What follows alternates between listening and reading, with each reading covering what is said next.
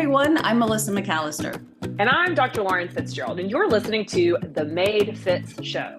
So for years, we have dedicated ourselves to giving others the tools to feel their absolute best through the power of health, fitness, and nutrition coaching, as well as both Western and functional medicine.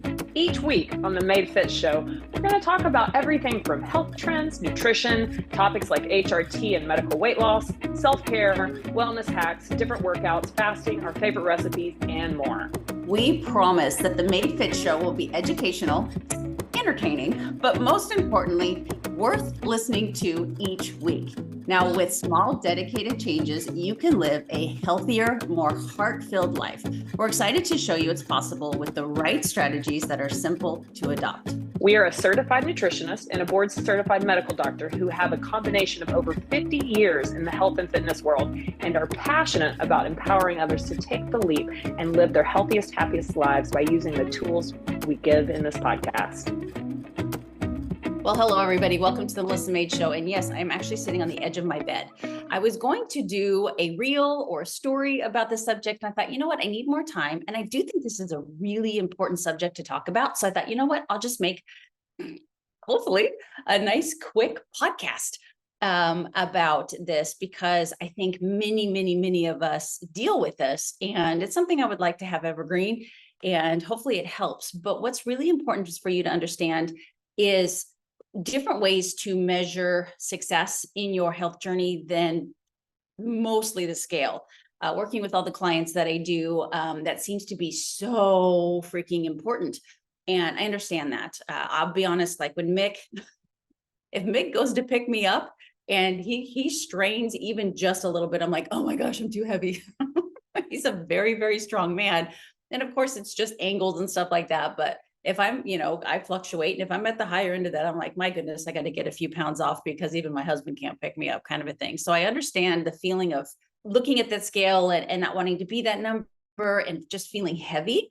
But let me give you three very good tips about measuring your progress on your health and fitness goal that are outside that scale. Because sometimes, especially with today's day and age, with the tools that are out there to help people lose weight very quickly, we forget how important it is to do it at a slow and sustainable rate. As long as you are heading in the right direction, just think of it as a lifestyle and not needing that specific date or losing that specific amount of weight every single week, because there are other ways to show that you are having great progress without necessarily seeing that number drop. So for instance, the first one is, say for instance, you have, you got on the scale and it didn't budge, but you took your measurements because you should take your measurements and you notice that the inches are going down. You know what that means? That means that you are building muscle and losing body fat.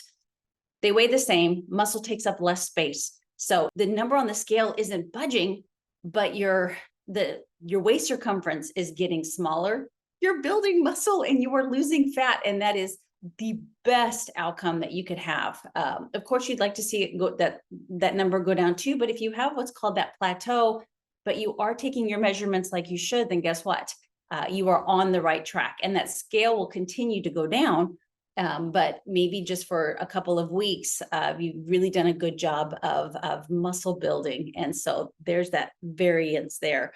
So besides measuring with your tape measure, you can also grab a pair of shorts or a pair of jeans that maybe don't fit you quite right or used to fit you or just really uncomfortable. That's also a really fun and very accurate way to see if you're losing inches, because even with the tape measure, sometimes it's hard to put it in the exact right spot, but you put on those, tight shorts or those tight jeans and you get them on, you're going to know exactly if you've lost a little bit of weight in the hips, a little bit of weight in the waist, the thighs. So grab a pair of clothes and put them on a couple times a month and see how they fit. That is incredibly motivating because if you're doing all the right things, those pants or those shorts are going to start to fit a whole lot better. Now, the second one is you're starting to feel more strength and fit in your workouts. So you'll hear trainers all the time talk about measuring, your food and measure your sleep, measure your steps. but you really, really, really, really should measure your reps and the weight that you're using, or if you're doing HIIT, how many times you're able to do a mountain climber, because you're going to get fitter. And so if you're noticing that you're getting stronger, that you're able to do more reps, that you can move faster in your hits, you are getting fitter. So even if the scale doesn't move, that is a beautiful way to see that you are making ridiculous progress. Okay. So I know tracking is tough, but it is really important, especially if you're doing a strength training program or something like that, to watch those gains go up.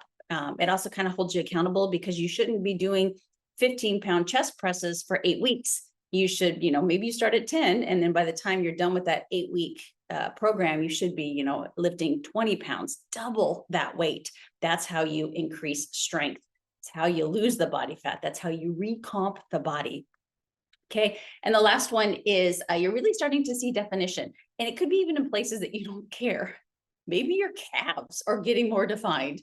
Maybe the backs of your shoulders, which you never look at, are getting more defined. But again, outside of the scale, that is showing you that you are making fat loss gains and muscle gains. So I want to encourage you in the very beginning of your journey, and this is what I do with my clients, and take progress photos. And I want you to take weird ones. I want you to take them flexed. I want you to take them relaxed. I want you to take a picture, on your side, showing the back of your arm, showing for me, it's not the flanks. It's the area right above the booty. That's, honestly, that's where I see that in my inner thighs, is where I see weight gain the fastest.